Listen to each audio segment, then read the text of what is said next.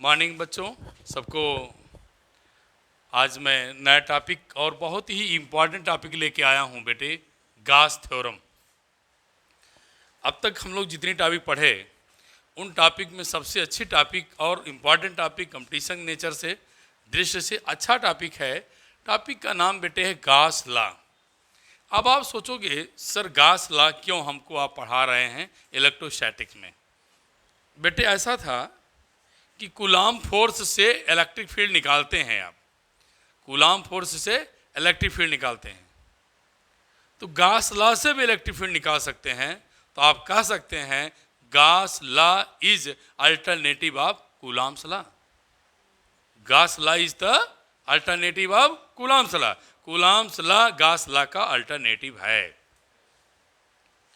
अब बात आती बेटे गास लॉ है क्या। गास जी ने क्या कहा था बेटे। गास जी ने कहा कि सपोज करिए कोई चार्ज क्यू है, तो सपोज किया कोई चार्ज क्यू है, चार्ज है तो फोर्स होगा, फोर्स होगा तो फील्ड होगा, फील्ड को इलेक्ट्रिक फील्ड लाइंस होंगी। चार्ज है तो क्या हो जनरेट करेगा बेटा फोर्स, और फोर्स जिस एरिया में लगता है, जिस क्षेत्र में लगता है, अप टू विच जहाँ तक काम करता है, उसको हम इलेक्ट्रिक फील्ड कहते हैं। बोलिए उसे क्या कहते हैं, इलेक्ट्रिक फील्ड। तो बेटे ये आपकी इलेक्ट्रिक फील्ड हो गई। तो आपने सुनिए गास जी ने क्या किया था। गास ने बताया था किसी भी चार्ज से कितनी इलेक्ट्रिक फील्ड लाइन निकलेंगी, how much electric field line passing through any charge, point charge. तो उनकी डिफिनीशन क्या थी कि चार्ज को अगर बेटे एप्सिलॉन नॉट से डिवाइड कर दें तो इलेक्ट्रिक फ्लक्स आता है। चार्ज को एप्सिलॉन नॉट से डिवाइड कर दें तो इलेक्ट्रिक फ्लक्स आता है। नेट चार्ज लिख दिया। दूसरा तरीका था नेट चार्ज लिखो और इसको लिख दो बेटे क्या, 1/एप्सिलॉन टाइम्स। क्या लिख दो, 1/एप्सिलॉन टाइम। तो डिफिनीशन मैं बनाने जा रहा हूँ, पहले मैं पूरा लिख दिया हूँ, अब समझाऊंगा। गास जी ने कहा चार्ज को एप्सिलॉन नॉट से डिवाइड कर देना तो जितनी number of electric field line निकलेंगी उसे हम क्या बोलते हैं, इलेक्ट्रिक फ्लक्स। इसलिए बेटे इसको 5 से लिख दिया गया और इसको रीअरेंज किया गया, क्यू नेट टाइम्स ऑफ 1/एप्सिलॉन। और चार्ज को गास ने कहा था क्लोज सरफेस बना देना, और जब क्लोज सरफेस बनाना तो मेरा नाम इस पर लिख देना। मेरा नाम गास था, मैं इसका नाम बना दूंगा गासियन और सरफेस। अब आगे बात करता हूं, डिफिनीशन को लर्न कराता हूं। टोटल इलेक्ट्रिक फील्ड लाइंस को इलेक्ट्रिक फ्लक्स कहते हैं। तो इलेक्ट्रिक फ्लक्स इक्वल टू 1/एप्सिलॉन times of net charge enclosed by Gaussian surface. Electric flux equal to 1/एप्सिलॉन times of net charge enclosed by क्या, Gaussian surface। तो हम लिखेंगे बेटे the net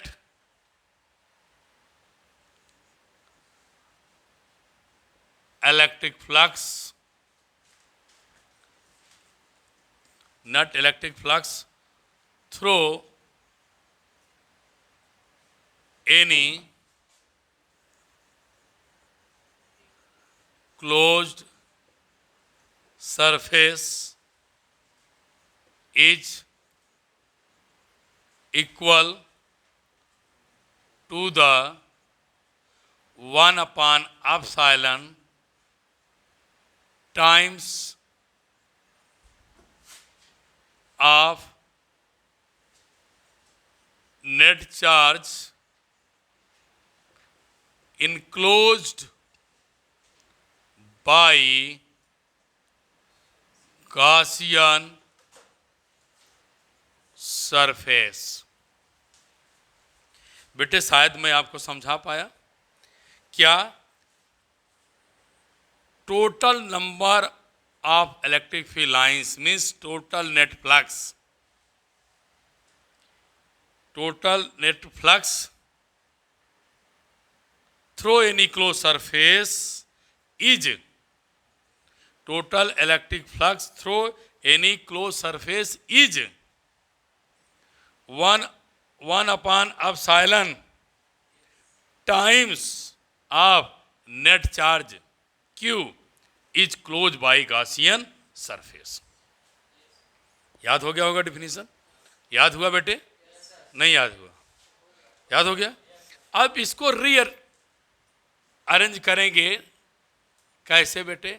मैंने आपको पढ़ाया है phi E dot D S equal right, phi equal to क्या? E dot D S close surface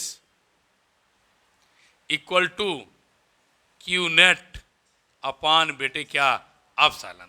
ऐसे भी आप इसको लिख सकते हैं, phi suffix E equal to phi E dot D S equal to Q net upon epsilon nought. किस तरफ चलते हैं?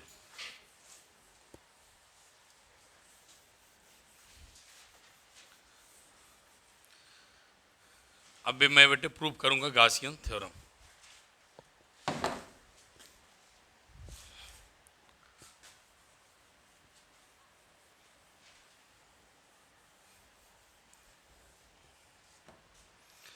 अब बेटे प्रूफ में क्या लिखेंगे? Consider an isolated point charge plus Q placed at point O. Suppose किया बेटे, consider a isolated point charge, consider लिखो बेटा, consider a isolated point charge plus Q placed at point ओ।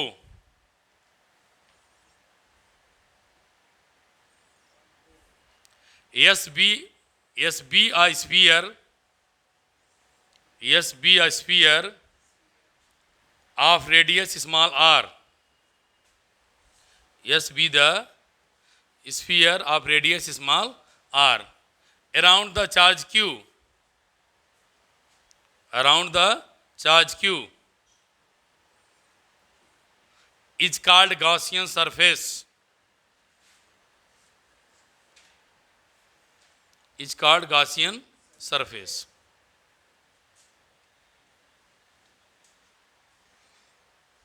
ठीक बेटे?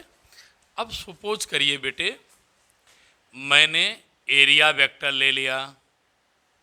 एरिया वेक्टर क्या है बेटे? ds। इलेक्ट्रिक फील्ड क्या है बेटे? E। दोनों के बीच का एंगल क्या है? 0। क्यों? पॉजिटिव चार्ज है, इलेक्ट्रिक फील्ड लाइन कहाँ निकलेंगी? बाहर की तरफ। बोलो कहाँ निकलेंगी? बाहर की तरफ। इलेक्ट्रिक फील्ड लाइन बेटे बाहर की तरफ निकलेंगी। एरिया वेक्टर सरफेस के परपेंडिकुलर और आउटवर्ड बाहर ही होता है, इसलिए मैंने एरिया वेक्टर को भी बाहर लिया और इलेक्ट्रिक फील्ड को भी बाहर ले लिया। क्या समझ में आया? एंगल क्या जनरेट होगा? 0। क्यों? दोनों वेक्टर क्वांटिटी हैं और दो वेक्टर क्वांटिटी सेम डायरेक्शन में हो जाए बेटे तो एंगल 0 कंसीडर किया जाता है। नहीं समझ में आया? हमें फ्लक्स पूरे सरफेस से चाहिए, लेकिन बाद में इंटीग्रेट क्लोज सरफेस करेंगे, हम पहले स्मॉल सरफेस का चाहिए। तो मैं लिखूंगा बेटा, electric flux through the area element, area element लेंगे। अब बेटे area element means small portion. अगर आपने स्मॉल पोर्शन लिया है तो स्मॉल फ्लक्स होना चाहिए। तो बेटे मैं इसलिए फाई सफिक्स ई लिख दिया। क्लोज सरफेस यस लिख दिया, ई डॉट डी एस लिख दिया। क्यों लिख दिया? क्योंकि स्मॉल एलिमेंट डी एस है, इस स्मॉल एलिमेंट का इलेक्ट्रिक फ्लक्स भी क्या है? स्मॉल है। नहीं समझ में आया?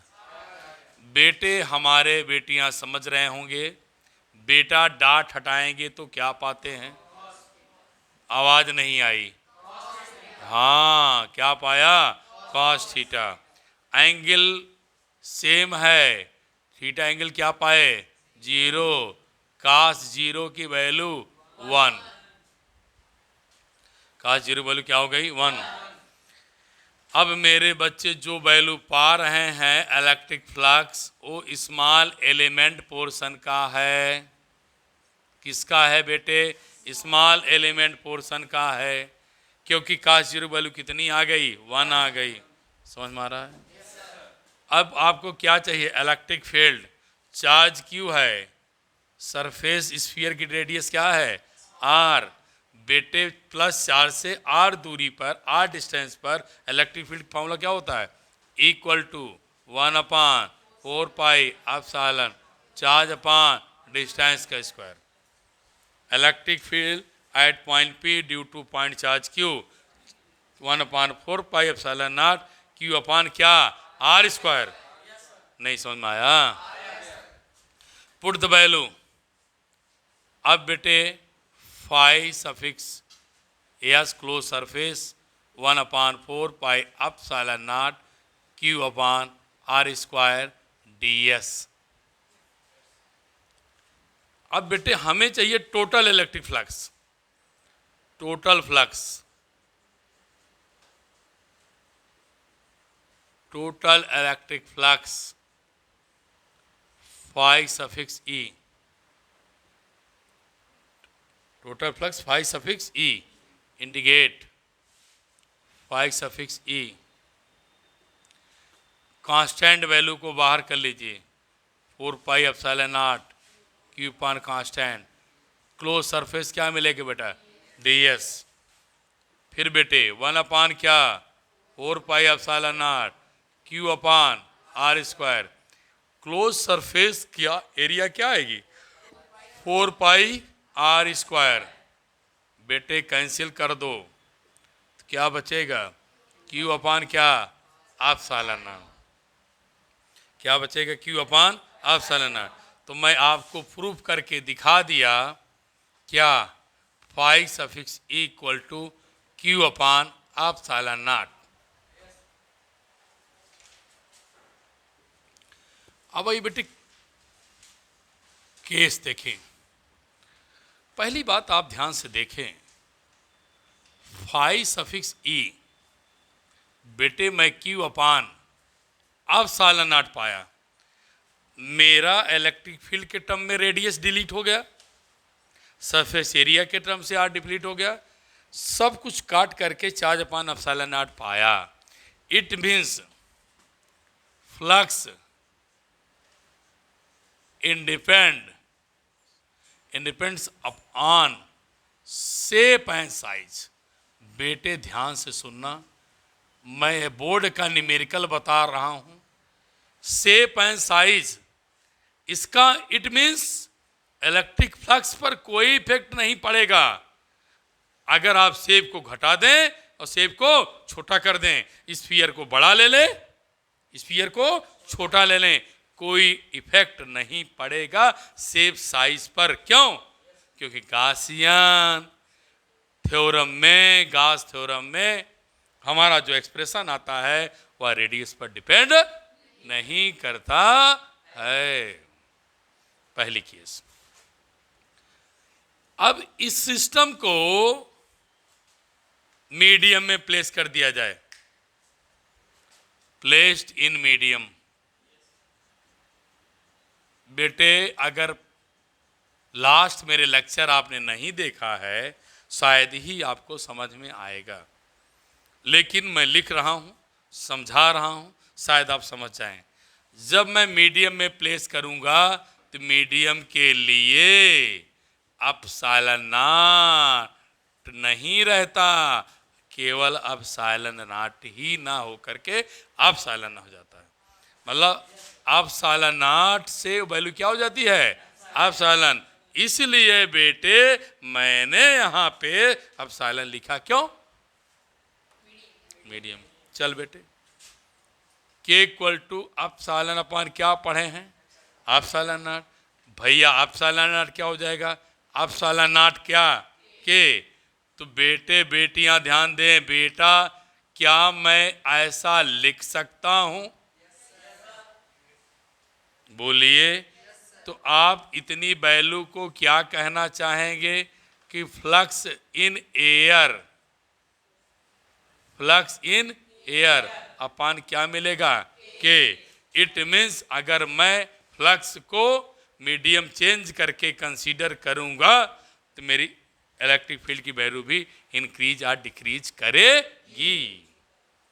नहीं समझ में आया? अब बेटे ये सब जितने क्वेश्चंस मैं डिस्कस कर रहा हूं या तो बोर्ड में पूछे गए हैं या तो कंपटीशन पूछे गए हैं। ये हमारी बात को ध्यान दीजिएगा। दूसरी बात, और हम गहन अध्ययन करें, इलेक्ट्रिक फ्लक्स को, अपनी बातों को दौड़ाएं। आप बोलोगे सर क्यों नॉट, एप्सिलॉन नॉट तो कांस्टेंट है। हाँ कांस्टेंट है, तो क्या बचा? 5 प्रोपोर्शनल क्या बचा? क्यू। तो मेरा बच्चा बोलेगा proportional to Q.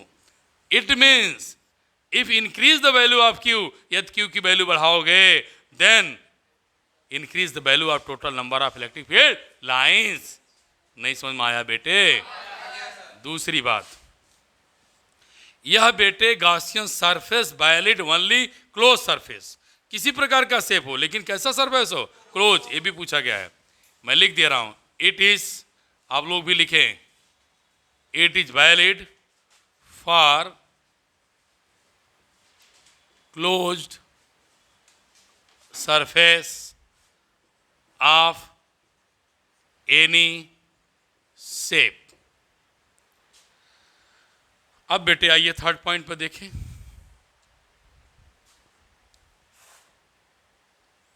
Next point,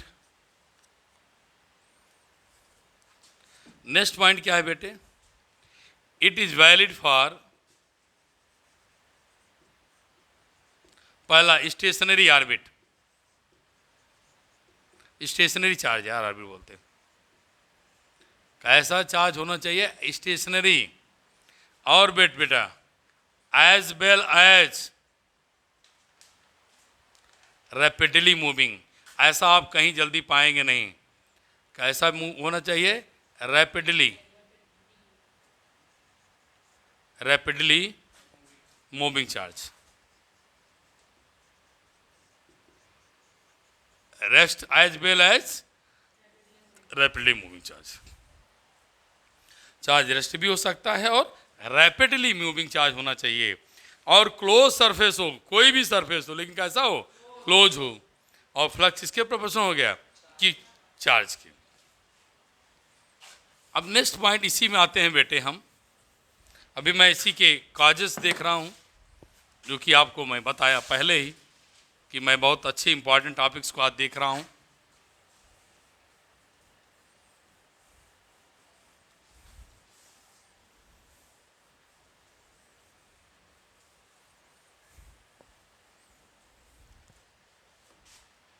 next point है बेटे, सपोज किया ये गॉसियन सरफेस है। इस गॉसियन सरफेस पर Q1, Q2 किया कोई सरफेस है, पॉजिटिव पॉजिटिव चार्ज है और क्या है? नेगेटिव है। और बाहर बेटे Q4 है, Q5 है। अब कोई पूछेगा व्हाट इज इलेक्ट्रिक फ्लक्स? मेरे बेटे जब मैं इलेक्ट्रिक फ्लक्स का जिक्र करूंगा इन साइड चार्जों को ऐड कर लूंगा। ऐड क्यों कर लूंगा? क्योंकि चार्ज एडिशन प्रॉपर्टी को रखता है। चार्ज कैसी प्रॉपर्टी रखता है? एडिटिव प्रॉपर्टी रखता है, इसलिए जोड़ दिया। दूसरा क्वेश्चन तुम्हारे मन में आना चाहिए, जहान में आना चाहिए, सर बाहर लिया अंदर क्यों? बेटा गॉस ने कहा है net charge enclose by close surface, net charge enclose by close surface. मुझे क्लोज सरफेस से मतलब है, बाहर से मतलब नहीं है। ये कई बार बोर्ड में क्वेश्चन पूछे गए हैं, मैं उन सबको डिस्कस कर रहा हूँ। जोड़ा क्यों? चार्ज का नेचर। इनसाइड क्यों? क्लोज सरफेस के नाते। दूसरी बात आती है बेटे, फिर एक बार बोर्ड में फिर पूछा है कि किसी बच्चे ने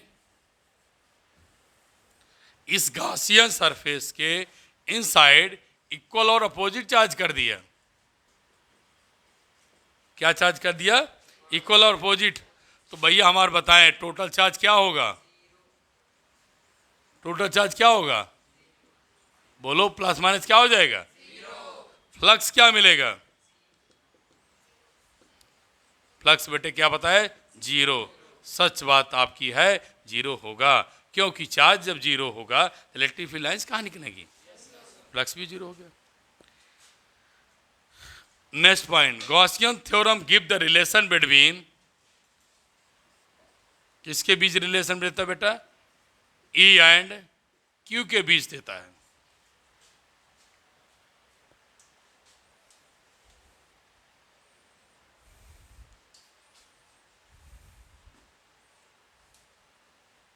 हो गया?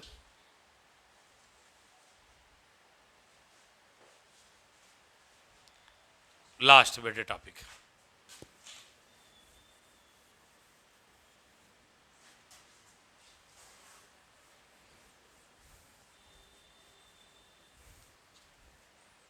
Next question. चार्ज क्यू है, इस चार्ज क्यू से बेटे इलेक्ट्रिक फील्ड लाइन निकल रही है। चलो निकल गई। इसके प्लेस कर दिया क्या बेटा? Gaussian surface. इस गॉसियन सरफेस से फ्लक्स की वैल्यू पूछना चाहता हूं। जब बेटे फ्लक्स की वैल्यू पूछेंगे, no effect flux of a surface. क्यों no effect flux of surface? क्योंकि बेटे जितनी इलेक्ट्रिक फील्ड लाइन इंटर कर रही हैं उतनी निकल जाती हैं। दूसरा क्वेश्चन, इस सरफेस के अंदर कोई चार्ज नहीं है। कोई जब चार्ज नहीं है तो no effect of flux, flux पर कोई इफेक्ट नहीं पड़ेगा। फ्लक्स क्या हो जाएगा? जीरो। क्यों? क्योंकि कोई भी चार्ज इस गॉसियन सरफेस के अंदर इंक्लोज नहीं है, वहां फ्लक्स जीरो होगा। दूसरी बात, दूसरा टर्म कहने का है, दो तरीके से आप आंसर दे सकते हैं कि बेटे नो चार्ज प्रेजेंस, पहली बात चार्ज नहीं प्रेजेंस है। दूसरा, जितनी इलेक्ट्रिक फील्ड लाइन इंटर करती हैं, जितनी इलेक्ट्रिक क्या करें? इंटर कर रही हैं।